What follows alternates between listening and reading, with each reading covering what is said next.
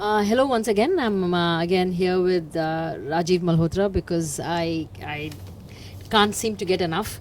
And we should continue our conversation. Rajiv, you talked about the Kurukshetra of today. We talked about the Kurukshetra from the Mahabharata and compared the two.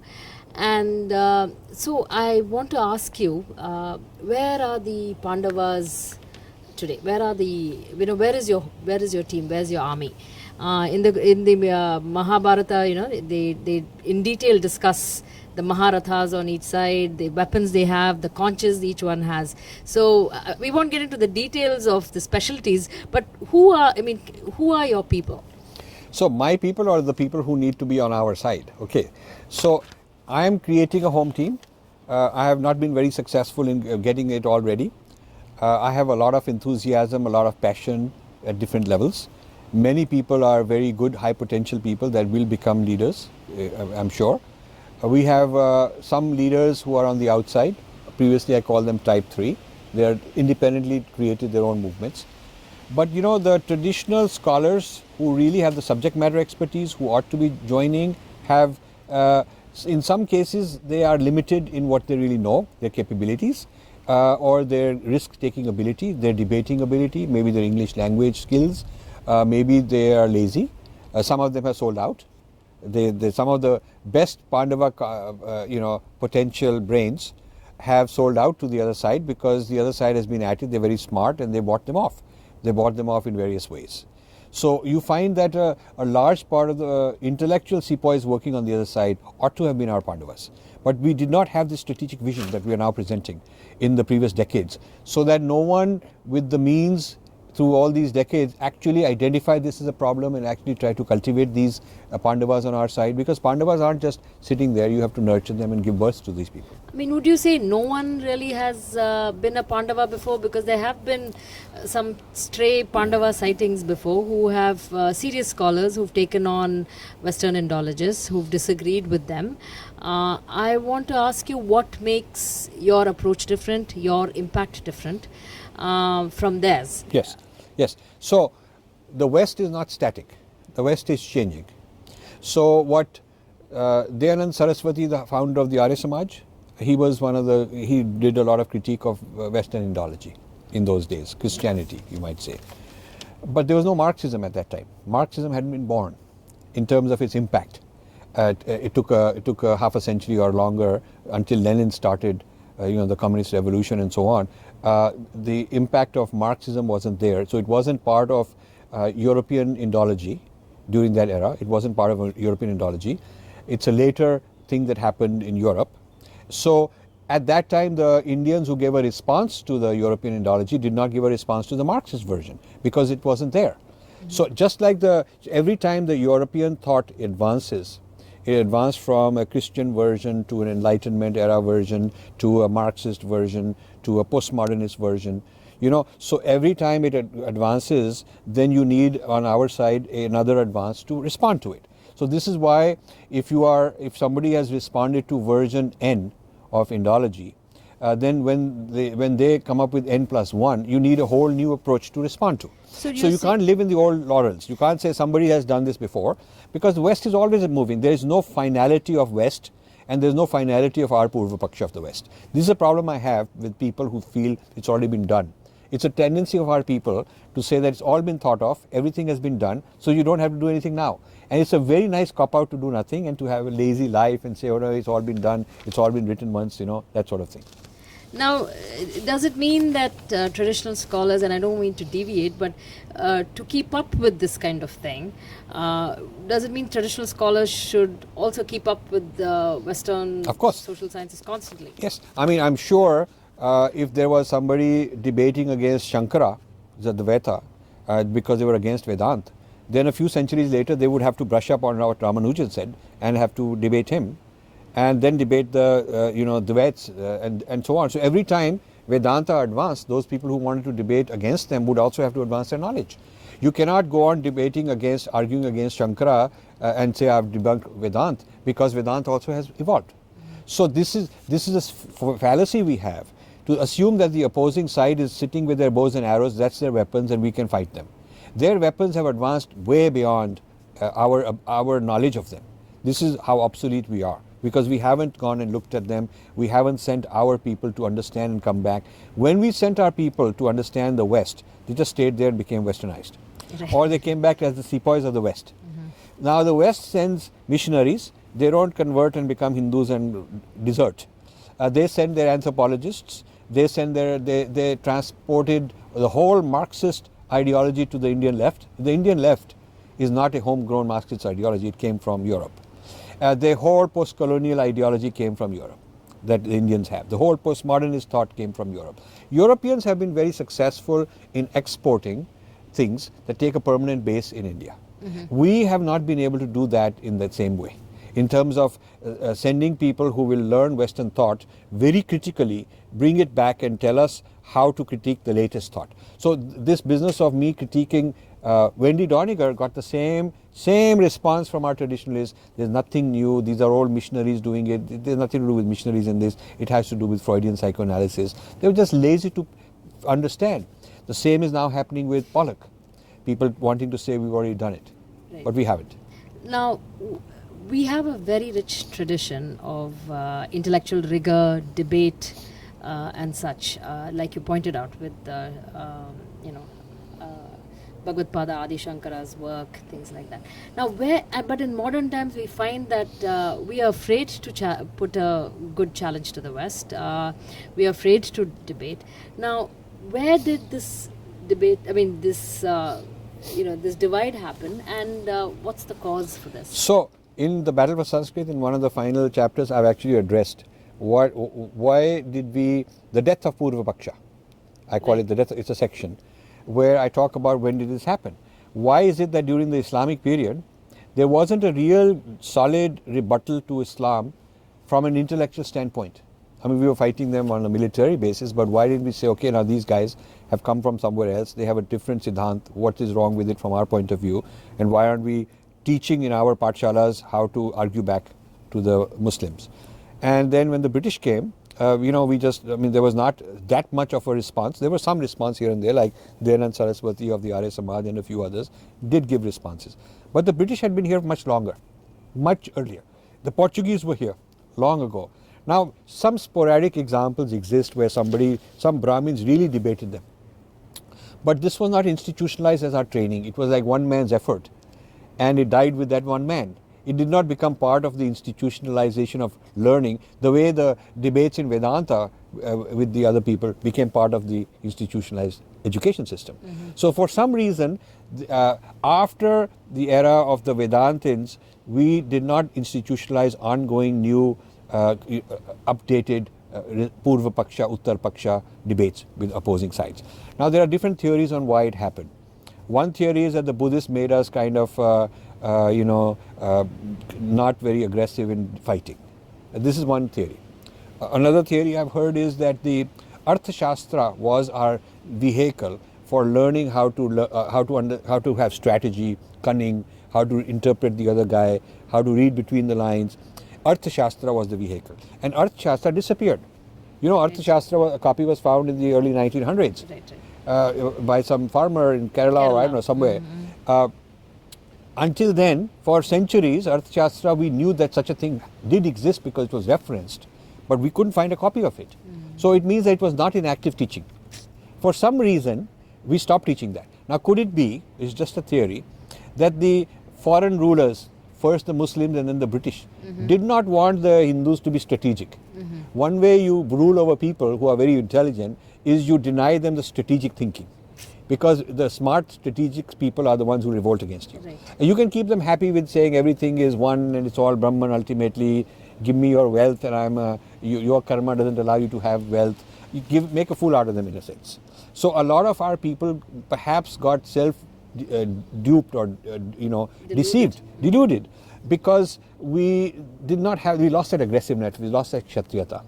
So that was it the Buddhists who did it? Was it the Arthashastra absence that you did it? Is it that we lost so much in battles with the Muslims that the only way to survive was you become their slave, and then you accept them as the masters, and you are very happy with one roti and one little thing, and you keep praising the glory of not having any material wealth, which was traditionally not the case in our society. So this whole business of a loser mentality, lose and find glory in that. That I can see, or I gave it up to you, you took my money, or good, you took it, now I don't need it. This kind of a thing we were taught, perhaps, as a slave mentality. This is theory. This is theory. Right. So for some reason we did not have this aggression that we once did in the early periods. The texts have debate aggression. People talk with great audacity. They're very tough on each other, and they talk back, and they're not with really rigor. With rigor. Analysis. Why did that go away? Why is it that for so many centuries we did not produce that kind of stuff? Or where we produced, people will find me this example or that example, and I'll quickly tell them it did not become institutionalized. It is not something that became part of the Pathshala curriculum. Maybe some guy produced it, but so what? This is an important thing we should think about. Is that we should not accept that we are passive people. We should not accept that. But somehow we've become passive, and we need to get re-energized. No, that's true. Now you, with the Battle of Sanskrit, you traveled all across India. Now tell me, there are some prominent members in the Hindu community, as prominent leaders, thinkers, who seem aligned with your ideology, but even they don't make it to your team, your Pandava army. So what's happening there? So I got a lot of support, so many endorsements in my book, so many people inviting me, so many institutions like Delhi University Sanskrit Department, JNU Sanskrit Department. These are top-notch places. Bharatiya, this whole Rashtriya Sanskrit Sansthan, Sanskrit Bharati. So many great institutions supported me and still support me, and their leaders are very close to me. I'm in regular touch with them. So I am very solidly entrenched in those kind of circles. At the same time, there are circles where you can think it's jealousy, where you can think it's defense by offense. Means that I'm embarrassed, I haven't done in my job, this guy's exposed that we haven't been doing our job, so I'll find some flaws and jump at him, and it's more like a defensive reaction. I don't know what to make of it, but it is unproductive. In other words, there are prominent one or two people only who have basically not come forth with hey, I'll join this battle and here I am. When I tell them come join the battle, in fact I want you to take over. I would like to move on to my next battle, because I'm not a one battle man. I'm a serial producer of these warrior kind of books. So I'm ready to go on to the next one. This was not my first, this is not my last. And would you please step into my shoes and take over? And they are afraid. They don't want that responsibility. They don't want that accountability. And yet it's like hit and run. Drop a bomb and run away and say, okay, now it's not my job. So that's kind of mentality that is disruptive. It is not helping us. You can say they're ideologically aligned, but are they able to and interested in and willing to actually take over responsibility and start this movement? So for them to take pot shots from the side is not helping anything. Now, I mean, in defense of certain people who are traditionalists, I mean, I've seen some of them. They have their own students whom they have to mentor and teach. They have everyday anushtanams that take up a lot of time. And then they have research and learning and teaching that they do on the side as well. So they are also writing books and publishing and things like that. Now, so they essentially can't take part in your battle. So would you still blame them for that? Well, so they have a different role to play, is what you're saying. They have different roles to play. Which is a full plate, and those are roles I'm not playing. Right. But so they have certain roles to play, and mine is different roles they don't want to play. Now, I don't interfere in their roles. I don't claim you guys are no good and I'm better. I don't try to diss their efforts. I realize that they are good in what they do, and I respect them. In fact, I go and give them a pranam and very happy they're doing all this. But the reciprocal is not there. They're somehow not able to do my kind of work, but not content that I'm doing the best I can, and it's pretty good actually by a lot of people's criteria. So, and I need to do better. I need help. So they need to recognize that this Kurukshetra has many wars going on, many kinds of specialists are needed. They are creating certain types of resources, certain types of capacities, and that's very necessary. And I'm creating different things which are complement, and we should work together. And we should leave each other alone. If we cannot help each other, we should not interfere with each other. So in the corporate world, these kind of people were always there, and the good leaders, good corporate executives would recognize this pattern and throw them out. Because this is the kind of person who will come in a project meeting. He's not willing to take responsibility and say, okay, this is my job, but he's passing comment here, passing comment there. He doesn't know enough. He has no experience in what he's talking about because he's never done it himself. So he's more trying to show his importance by pontificating on things which are over his head. But when told, okay, now you take it over and you make it happen, he doesn't want to do it. So there's this motto, lead or follow or get out of the way. And I saw this at the desk of this guy who was the, what was his name? Ross Perot. So at one time, ITT where I worked, we were thinking of acquiring his company, which we couldn't. So we got to know him very well. This is way back in the 80s. So he's this Texan guy, very, tough talking fellow, and, very all kind of things he had on his desk. Very interesting, very colorful man. And so he had this motto. And he said this he got from Genghis Khan. I don't know where he got it from, but he says that when we asked what is your secret to success, because, before there was outsourcing, we think that Indians invented outsourcing. Ross Perot invented outsourcing. Okay. We took it overseas, but his outsourcing was within the United States. What he did is he convinced Blue Cross of California, who had several tens of thousands of employees doing back office work, to take over all those people and turn them over to him, and he could do it cheaper and better. So he showed that you could take paperwork, back office work, and outsource it to a vendor, and he became a very rich man. And then he started going to one big organization after another and outsourcing, and his EDS, the system was EDS system, which was later acquired by others and so on, became the first large successful outsourcing company. Long before, years before Indians got involved in this, he had done it. So he's a visionary and a very strong man. So we wanted to know how he's doing all this, and this was his motto, that you tell a person you lead, I'll give you this leadership, you do it. If you can't, then you follow this guy. Otherwise, just get out of the way. Now that I thought was very smart. So I have come up with type 1, who is the opponent in the Kurukshetra. Type 2 is my home team. You're welcome to come and join my home team. Type 3 are independent leaders who are huge leaders. They made a big impact, and you can lead. You can be one of those. You can follow in my organization and actually become a leader, eventually grow and become your own leader. But if you can't be any of these, then you should just get out of the way. Don't just mess around, take a hit here and go running away, and then talk something and say, oh, no, I was actually helping you, sir. I was trying to tell you what to do your job better. I mean, just nuisance kind of people. So I feel that is what is the problem facing our community. We have talent that has not learned teamwork.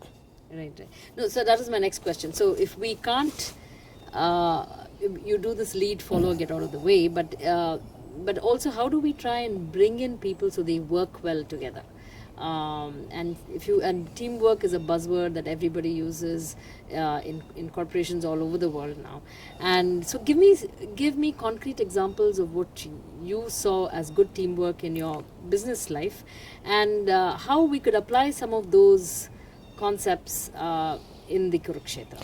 In the corporate world, so much I learned about management, the way the Americans do it, and I found the ability for people who are opponents to come together, to compartmentalize what they're opposing and come together and work as a team when they need to. So one example is where we had I was one of these very fast moving young kind of guys in the corporate world, working for a CEO at the top.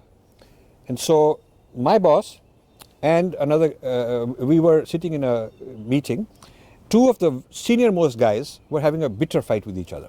Bitter fight in the sense that they were really getting personal, which is rare in the American establishment. They're supposed to keep that guard, and particularly the Protestant, cold, logical, analytical, safe. Professional, yeah. Very professional. It's a kind of a Protestant yoga.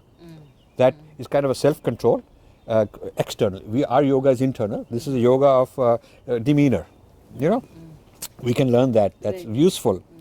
So these two guys were after each other, and so the young people like us, 4 or 5 sitting there, very embarrassed because this is not supposed to happen. It's like parents fighting. The kids are very embarrassed what to do. And then the parents have to try to pretend we're not really fighting. So what happened is, we were just scandalized.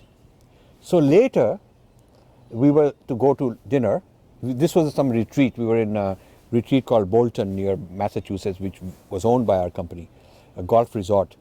So later, when it was dinner time, my boss walked over to my room, said, let's go. We walk to the dinner place. So we were walking. It's a long-winded walk, beautiful woods and all that, evening time. And we're hearing, we see lights off the tennis courts.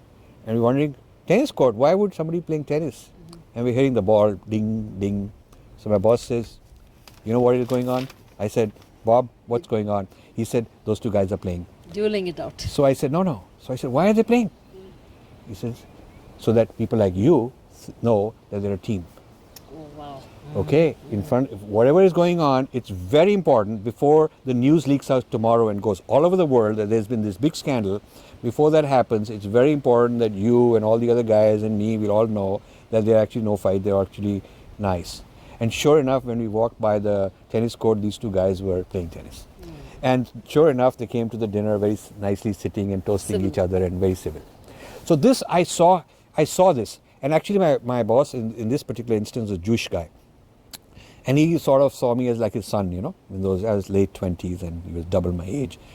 So he used to give me a lot of gyan, about, he would call it, this is white Protestant culture. This is a Jewish guy telling me that they will never show emotions. And he says, you Indians show it and we Jewish also show it. And he's the one who told me the Catholics are different from Protestant in behavior. The Catholics will wave their hands and very emotional, and the Protestants will sit quietly, very cold and not show their emotions. They may hate you, but they know how to not show it. The English people have that. And that English Protestant mindset, that ethos is what started America. United States of America is an English creation, more so than a Catholic one. In fact, Catholics to be accepted in this country took a very long time. So this business of teamwork is a Protestant thing, particularly. And you go back in the history of Protestantism is a very collective, team-oriented enterprise. And it has a lot to do with the success of the British going overseas, English people spreading their empire. It has a lot to do with how the United States came about. So if you look at this teamwork, it is not something just happened now in the corporate world in the West. It has long origins. And before the Protestants, the Catholics had started, because this idea of a congregation, the idea of that we collectively have to go and expand. It is, whereas in our case, the rishi is individually doing his moksha. It is not that we are collectively doing something. It is like I have to do my moksha. And therefore we are not organized as well. Therefore not. So when we have the concept of Sangha, it is not the same thing as a community in their case, congregation in their case, because Sangha is people helping each other for the inner journey. It is not that we are a Sangha to go and invade that group. It is not an expansionist. Right. So the idea of expansionism, because God gave you that mandate, He franchised this idea that you got to go and spread it. So you have to cultivate the team efforts in order to expand. So the force, a warring force has to be team oriented. A sales force has to be team oriented. So they have very good strategies in sales and marketing. Americans are very good at marketing because that's also an effort like this. I think Muslims took this idea of collectiveness a little bit from the Christian background, and then they took it to new heights. Right. They took it to new heights. Now you may think that all this means we never had it in us. But there's a counter argument I'll give you to oppose my own view. Counter argument is that when you look at the Indus Saraswati civilization, it's the product of collective thinking, because you have a lot of standards, how tiles are made, the weights, the design, standardization, architecture, So it seems that it was not a lot of completely unrelated towns. It wasn't. It was like a huge organization. But there's no evidence of a large palace or something that was in the hierarchy more powerful. It was all sort of flat structure, a flat social structure, 1 bedroom, 2 bedroom flats in large numbers, and a couple of thousand such towns exist Right. over thousands of miles. Right. Organized. And 2,000 years. So there had to be organization. There had to be teamwork. Maybe there was a standards committee somewhere. Right. I don't know. Maybe there was some group that would go and do some ISO standards or how you making your tiles or something. Right. I don't know how it was. We don't know. We need to research that. So I don't give up the. I don't say that we did not ever have teamwork in our culture. I've studied very in a detailed way how the West has it and what's their origin, which is very biblical origin. In our case, why we lost it, I don't know.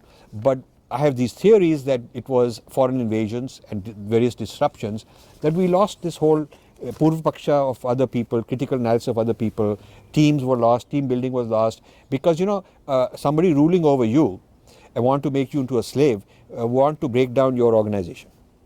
Because as long as you're organized, you're a threat. So the moment your organization is broken, then you have become like an individual, you're vulnerable, then you join my organization as a slave. I'll give you the marching orders, I'll give you a job description. Right. Yeah. So this may be the cause of our lack of teamwork. The other side of this whole thing is also the inferiority complex Yes. that we have. Yes. How do you combat that? How do you make us feel, how does a Hindu feel psychologically confident? You see, we lost all the varnas. If you think of varnas in a modern sense, if you think of varnas as sort of social capital, we lost the political capital, the intellectual capital, the financial capital. In a sense, under colonialism, we became the Shudras. So they owned the world of ideas and knowledge and intellectual property, and wealth and political clout and military clout. So all those varnas they owned, right? So we became kind of the Shudras working for them. That is what my idea of the third world is. When you take a whole group of people and suck all the stuff out of them and turn them into slaves, then you turn them into Shudras. So when they blame us for abusing Shudras and all that, we should tell them that they've actually created more Shudras in the world than anybody else has, if you really think about it. So I think we gained back the political varna at 1947 when we got the independence. But we didn't have any money and we didn't have intellectual clout. We lost all that. So now in the last 5-10 years, we've got all these billionaires, so we've hopefully got some, financial Vaishyas we've got. But they're a bit selfish. They're all into their own personal stuff, going around doing selfish things. They're really not into nation building. And here I'll tell you, the Rockefellers and the Ford Foundation people and the Carnegies, they were really into nation building. If you look at the history, the contributions of Carnegie and Rockefeller and Ford and many others like them to the construction of the United States is absolutely very amazing. What all they did, how much they put in for building a society, building libraries, building universities. And the idea of America. And the idea of America and building foreign policy. Some bad things, a lot of racism and bad things also, but whatever it is, they at least built whatever nation we have. But in India, these guys are not into nation building. They are more into personal wealth accumulation, living the jet set life with one foot outside India, lot of money into accounts here and there. Almost like if India fell apart, they're okay. So they are not really committed and invested so much in India that they can't afford to lose it. That's the problem I see with them. So, but at least to some extent, there is also now a rising middle class. So some wealth is also coming back. Confidence is coming back. So when you have political autonomy and more and more financial, economic autonomy, the next level is you need to look at the intellectual domain. So that's where we are today. We have to now not lose time, but we have to take control of the discourse about our civilization, about the humanities and social sciences, away from this Western dominated discourse that we have adopted. This is not an easy battle. And this is where things are at now. This is where my work is. And I'm sorry to say that I don't see too many people actually helping. No, do you think that the Battle of Sanskrit and the Rohan Murthy library issue, that there are some wealthy Indians now rethinking how they leave a legacy? Yeah, I think the battle is too new. The battle for Sanskrit battle is less than 4 months old. We'll see. What we have done is we've challenged and shaken up the previous way of thinking that, it was uncontested. Nobody had stood up and said, here is this man from overseas who's getting all this grant to get 500 volumes translated. My God, There is no review committee from the traditional side to critique him. There is no kind of evaluation going on. I mean, it's like because he's so great, he's unchallenged, nobody dares to stand up to him. Now we've questioned that.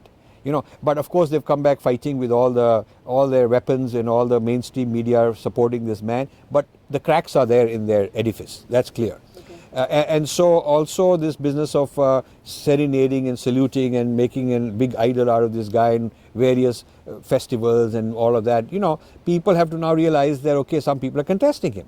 Okay, so I've stuck my neck out. And it's very sort of sad. I stick my neck out. I expect a lot of people behind me. Right. And they love this bullfight. This bull is tough bull, we back him. But when he's hit, we run away. So there is this... in this movie about D-Day, what is it called? The Great something, the General Patton. When the Allied forces, when the United States invades, Europe to get rid of Hitler. There is this General Patton. There's a scene where General Patton is in one of these tanks and he's growing forward. And there's a huge army of tanks, rows and rows, all these people following him. I have these nightmares that I'm in one of these and I'm running this Kurukshetra, and when I look back, they're all backing me, big, drums beating and all that. And when the fighting starts, I look back and they all run away. This is my nightmare because I face this all the time. It's almost like I have to go calling up saying, hey, hello, boy, that they hit. Oh yeah, I was thinking, but something, ultimate victory will be ours, sir.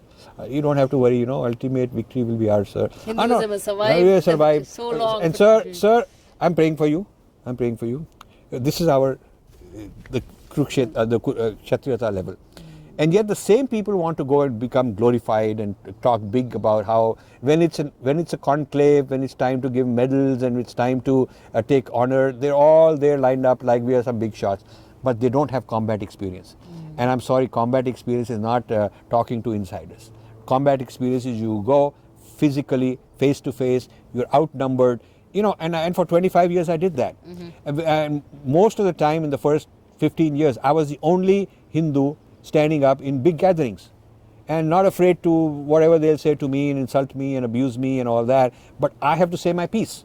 And that's how I learned. You learn fighting, not in some controlled environment and friendly fight. You learn fighting in the combat field, in the actual battlefield, being fought at with arrows, bullets shot at you. And only then you learn how to fight back. Right. So this kind of a spirit we haven't had. Right. That's a problem. Now, how do you bring this teamwork that we spoke about earlier into the Kurukshetra? How do you apply it? Give me examples, concrete ways that people can... So I think that can work together. So teamwork is a part of institution building. There are three components that we need. One is knowledge, second is human resource, and third is institutions.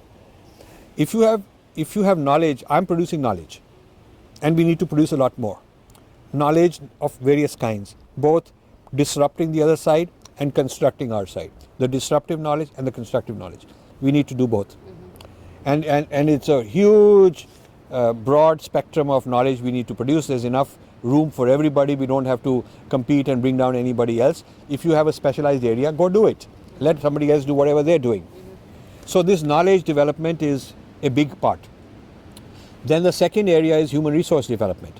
Now, a lot of Hindu organizations exist with a large army of people, but they don't have knowledge. Their knowledge is obsolete. They haven't kept up with the new knowledge because they are not monitoring the latest state of play. So they're teaching them old things, which is obsolete. So they have a human resource, they have training programs, they have management training, leadership training places where they send all these people, but these people are not learning what they're learning is not enough, it's not competitive, because they do not have that knowledge producing capability for themselves. So they have no knowledge, but they have human resource. And then we have those who have infrastructure, institutional mechanisms, but they don't have trained people. But there are a lot of institutional, rich institutions which don't have new. For instance, I'll give you an example. I like Ramakrishna Mission. I have a lot of good Swamis who are backing me. And Ramakrishna Mission is sort of decentralized, so every location's Swami is independent. So Swami in a particular town, an ashram in a particular town from Ramakrishna Mission can invite you, be very close to you, and you may or may not be very close to a different one. So it's not like a centrally controlled mechanism. And I have very good relations. So I am a friend of theirs, and what I'm saying is actually as a friend. I think it's one of the richest Hindu institutions, but depleted of human resource. Richest in terms of? Wealth. Okay. In terms of lakhs of crores of real estate. Oh, okay. They got it. They have so much real estate, so much wealth they have. Yeah, and they have huge locations in prestigious places. So it's a very major, and I'm very happy that we need Hindu organizations like that. But you know, where is the next Vivekanand? Why haven't they been able to reproduce that and get more people of that caliber? Where is that human resource of that caliber of leadership? Yeah, I'm not talking about somebody who would just teach the old knowledge. Right. You know that. Also, where is the new knowledge? I mean, Vivekananda was creating very innovative in taking old Sanatana Dharma and really making a whole new modern thing out of it, but not inventing something new like these Neo-Hinduism people play, right. Making the old thing valuable and repackaged with a new vocabulary. So why hasn't 100 years later, why haven't this been done more? You know, so that's an example where you have infrastructure and institutional apparatus, but it is not being fully utilized. The utilization is very low. So there is my feeling is that out of the three, knowledge, human resource and infrastructure, it's the knowledge which is lacking the most. Current, latest, up-to-date knowledge. That knowledge production, which is the hallmark of our culture, producing the knowledge in all these Nalanda type places and exporting it to the world, that we are not producing new knowledge. I mean, we are getting knowledge from the West and we are adding to it in some ways. And we are regurgitating, recycling our old traditional knowledge, teaching the same old stuff. But we are not really creating new stuff. And so one of the things I talked about is we should create new smritis. And I'm getting so much opposition from some of these traditionalists saying, why do we want to create new smritis? Who are we to create new smritis? Almost like they're scared. You know who's creating new smritis? Pollock students. They have something called liberation philology. Right. Political philology is the diagnostic. Diagnose, using their lens, diagnose Hindu culture in a way that will deconstruct us. And this is the prescription. And then liberation philology is the prescriptive arm, the new smritis for human rights. This is what human rights should be. This is what new dance should be. The new Bharatanatyam should be like this. Arts. So the whole reintroducing, reinventing, using our vocabulary, our symbols, our Hindu kids, okay, and reselling it very subtly back to us as praise to us. And then 500 volumes of books also. So this is basically a whole new upgraded or missed or either distort, whatever, depending on your point of view, according to me, fabricated, distorted, infiltrated, poisoned smritis. According to them, upgraded smritis. So it depends on your point of view. So if we are afraid to do new smritis, and the new modern young people, they want modern things. They want to address modern things. They want modern vocabulary. They want something that is new, which addresses their generation. They don't want to keep parroting the same old thing. So all that supply is coming from those people, because our people are refusing to do it. Don't even know that we need to do it. Don't even know what the Pollock group is doing. Right. That's how obsolete we are. So when we build intellectual capital, yes, like you're saying, what lessons can we learn from Western Indology as we do this? In your 25 years of experience in this field, what are the things that you see are key for success? Yeah, so the West has been at it for a long time in terms of studying us and creating knowledge, creating human resource, and creating institutional infrastructure. They've been at it for a very long time. I mean, they had the institutional infrastructure because the church was there, the empire was there. They had very powerful mechanisms. But to create, knowledge and then train their people in human resource to have a multiplier took a very long time. Back 10 years ago, I stopped doing an annual census of who's who in the West on India studies. And it's very interesting. I used to do this all the time. I used to get some kids to scan all the conferences, all the journals. But after you finish, tell us why you stopped as well. Funding and nobody supporting me and nobody wanting to bother. I started this long ago because I'm an industry analyst. So if I go to an industry, I want to make a database of who's who. I want all the players and I want to keep tracking them and profiling them and who does what and who funds what and who's doing what kind of a point of view. I had a huge database. And I used to go, whenever somebody would say they know it all, one of my favorite questions was, okay, how many people are full-time professionals, full-time researchers on India? Tell me, is it 500, is it 5,000, is it 2,000? Tell me. And they didn't know. They had no clue. So I would give them the number. I would say I can send you a breakdown by discipline and by this place, that place, that place. I could tell them. Now, this was actually a very large number of people, a few thousand. And I had breakdown by what all they're doing. It takes a lot of money to fund all this. It takes a lot of strategy to put it all together. There's a reason for putting it together. You're not doing it as a hobby and you're not doing it out of generosity. You're doing it because it helps you, manage different parts of the world. And South Asia was not the only one. They had similar for China and similar for Russia and similar for various parts of the world. A very systematic way of studying different parts of the world on their own terms. So this has to come from the highest level. It's not something that I can or a few of us can manage. We need a lot of government support. We need the Indian equivalent of Ford Foundation. Where is the Indian equivalent of all these Carnegie Foundation and whatever, all these different Templeton Foundation, Rockefeller people, Fulbright. These are all private endowments and Pew Trust. So these are all private endowments. We have spent our money on some other things and not into the huge, there are a few foundations, but they are doing very small tactical work. They got 5 people somewhere. They're not really into this. So I feel that this team building and this infrastructure building is part of, you take the knowledge, you first develop knowledge, you take the knowledge and create human resource, and you have infrastructure, journals, conferences, funding for jobs for these people. You have a whole strategy to do that, and then you will get some results. So in a very small scale way, I think this initiative of Kannan, Professor Kannan in Bangalore, who is going to do this conference on Pollock, response to Pollock in Chennai in July, and then there'll be another one. And each of these conferences bring a few tens of people, and they will be analyzed. How do you create more Kannans, if you will? So I don't know. I think Kannan is a very good man. He combines knowledge of Sanskrit, he knows Kannada, and he's brilliant in English. And main thing about him is his attitude is one to learn. I'll tell you something. When I was doing this research on Pollock, several people wanted to help me, saying, how do I help you? And I said, I need more traditional helpers. So I'm doing all this, reading Pollock. He writes in English. I'm reading it in English. And I'm very good at going and chasing all his leads here and there because he refers to so many Western thinkers, Western idiom. I chase it down and I bring it together. Now, I need people from our traditional background to also start reading Pollock independently and give us their analysis. Now, this request was sent to several friends, and they sent it to the best traditional scholars they knew. One group in Houston hired somebody for a few months, and he couldn't do anything. One person in Denver hired somebody.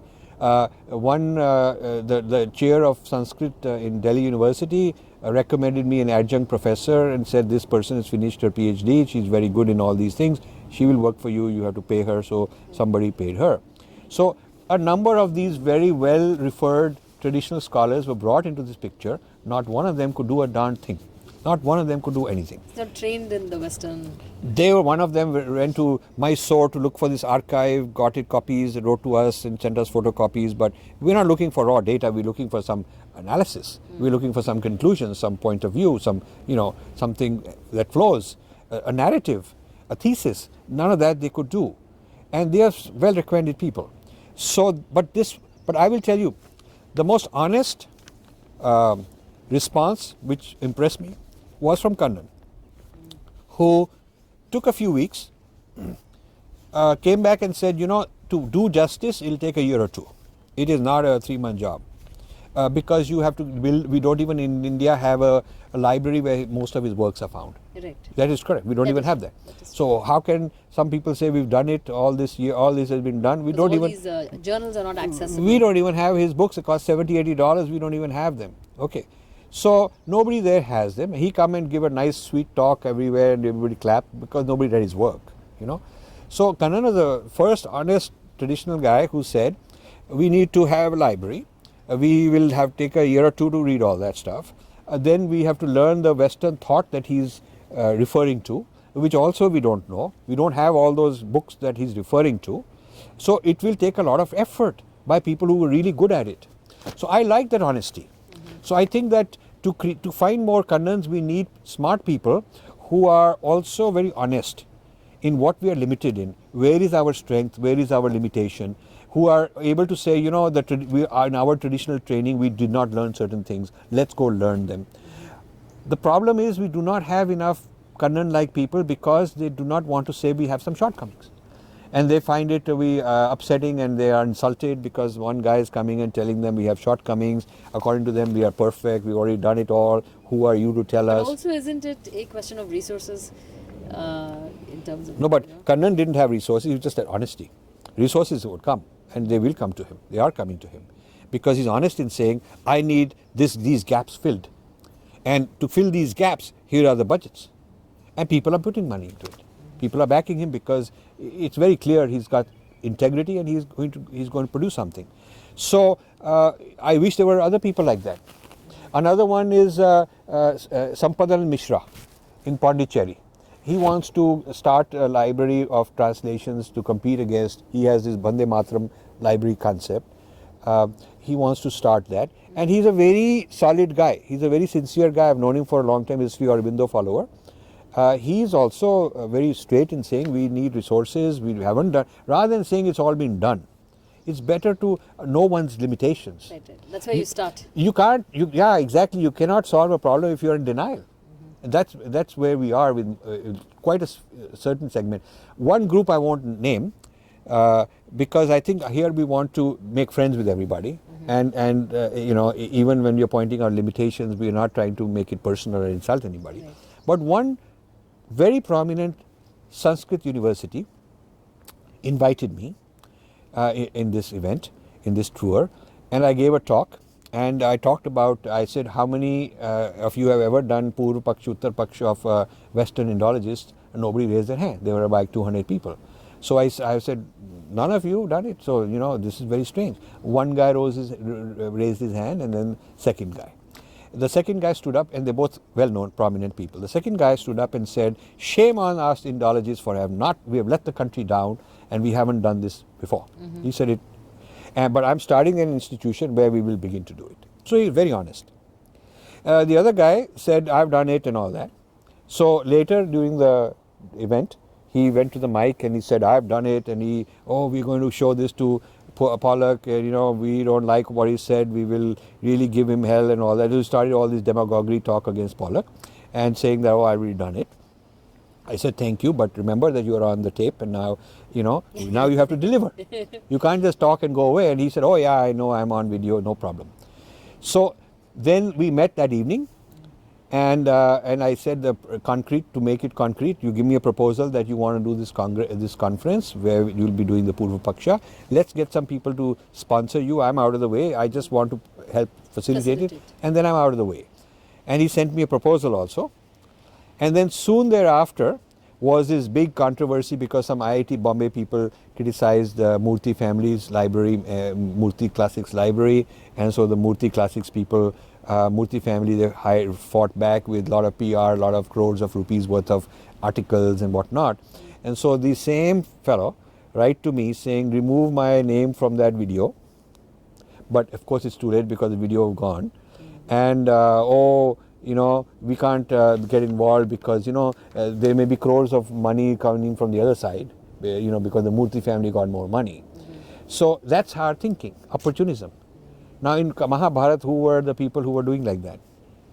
Who were sometimes like this and sometimes like that?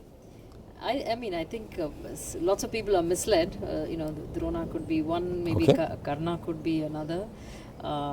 There's no clear thinking. I think that's where at least Duryodhana was consistent with bad thinking from the beginning. So we have the Duryodhana, that is the type 1, that is the opponent. Right? But we have in our own midst the Karna type people, the Drona type people. But a lot of lower level types, Dronas and Karnas, who may not be that skilled also. But they are this opportunists running around, jumping from this side to that side, privately saying one thing, publicly saying another thing. And so my diagnosis is that this is lack of guru. Because you need the inner transformation, something to anchor you, some foundation, something which is non-compromisable. There is no sale, no price for it. There is just no way you will ever sell out on that issue, at that deep level. And this is the transformation a guru gives. And maybe we don't have that many those kind of caliber gurus, or I don't know what the reason is, but I don't find people who are so deeply transformed. If they are joining, they're doing it for some kind of a reason, some logic. On the flip side, you have many Western scholars who do not have gurus, who come to India, who Marxists that you yourself talked about, Yes. that don't change their ideology when they come to study the other, and they return home So somehow, unscathed. you have to give credit that somehow the Christian evangelist system and the Islamic, imams system have produced a very large number of people over a very long period of time who will go to remote parts of the world, sacrifice their lifestyle, live in poverty and disease and suffering and whatnot for the sake of a cause. And one has to figure out how they've done it, because these missionaries who go and live with the poor people, some of them are really living in a bad situation. They are sharing the lifestyle of the people that they're with. They go to Africa, Latin America, some poor areas of India. So do you think Hinduism itself kind of is, it's a double-edged sword where, if you have blind faith and just follow a mandate, you go out and you're a good soldier, whereas when you are in a tradition that constantly asks you to question and revise and looks at pramana and don't accept anything other than these set instruments of knowledge, whatever. So does that make you less of a Kshatriya, so to speak? But it could be that they promise something in heaven, Right. which is The grand prize. the grand prize, and a fear that if you don't get it, you have only one chance, you will go to serious hell. So you either go to this great heaven, and they have their own ideas of heaven and all. I have to ask them if you have a floor plan, do you have a map, do I know which bungalow I'll get, how do I negotiate. I've asked them, and it's amazing that some of them take it literally and they really start answering. Like if you go to the Salt Lake City, which is the headquarters of the Mormon Church, I had them give me a tour, and I got into all these kind of discussions because they thought that this guy is a real good prospect. It's like prospecting for a retirement community. He's really wanting to know details, and I wanted to ask them very detailed on what's in the menu, and can you swim, how often, do they have golf, like that. And they really thought it like this guy really is into it. So some people have a very literal view of heaven, and some haven't thought it through, but it's some grand place that you want to worry about the details later. And somebody else would probably know, who cares, but they'll all know about it. And then there's this horrible thing about hell. So maybe it's this fear, that they have this idea of fear, and they have this grand idea of heaven. So it takes people who go for it for their whole life. But I don't know how they could not have thought through that this is stupid. At some level they're smart, and they should say, well, this is all foolish. But somehow they are able to keep these guys going. Somehow we have not had that kind of a teamwork on a very collective scale. We have our people too who go to villages and sacrifice a lot. We have our good people. We have people from the Sangh who go to all kind of places, people from Ramakrishna Mission, people from all kinds of places. They go to the poor areas. The Aim for Seva, we did a project in Nagapattinam village for Aim for Seva. Sheila Balaji runs it, and we were very impressed with their kind of work. So we have. But somehow either we haven't had it for a long enough time, maybe just after independence we started these things, and maybe in another 50 years we'll have more, maybe. It takes time. But somehow as of today, we are not competitive with these other people. And you know, the Marxist, Maoist, leftist NGOs are very impressive in their success rate. I mean, they are not driven by heaven or hell. Now that's a different, that's a very different, now when I used to ask, they're not driven by this heaven or hell, but you know, they are these young people who come from good homes, and they, like so many people from my St. Stephen's College, they've gone into these NGO kind of areas, they left the good life, and they've struggled for decades, and they're really into trying to champion something. So they have had the ability to excite some young people and devote their whole life into it. Right, which we haven't. Which we haven't. So our strength, our methodology, I think, is the inner transformation through sadhana methodology. They have their own methods of championing this. So in our case, we need more gurus to transform people, and then rather than them pursuing only an adhyatmic life, they have to also be told to connect with the humanity. Vyavharika, connect with it. This is your karma, you have to perform this. You have to do something for dharma also, not only for yourself. And don't be so selfish and just trying to look after yourself and your family and so on, but you have to do it for the bigger community. This is something we have to encourage. Encourage and teach people. Encourage and teach people. So on that note, Rajiv, it was again a pleasure to be with you this afternoon. Learned a lot and lots more to do. And I want to thank you for all the great help you're giving, and you are really part of the tier 2 top. You're a great star. I just want you to know that even though we've worked together for a few months, you've made a huge impact. Oh, thank you so much. You have made a huge impact, and I feel so happy that I know a few people now who are solid and who can keep this going. And I want you to keep this sort of thing going. I think more people will join as they understand. As you rightly mentioned, it has to be an internal transformation, and people have to do it for the right reasons. So it's through understanding that people join the Pandavas. So I guess it's a slow process, but I think But we need more than 5 of them today, right? Right. And we need a lot of them. Not just Pancha Pandavas. Yeah, we need a lot of them. Right. Thank you so much, Rajiv. Thank you so much. Great. Bye-bye.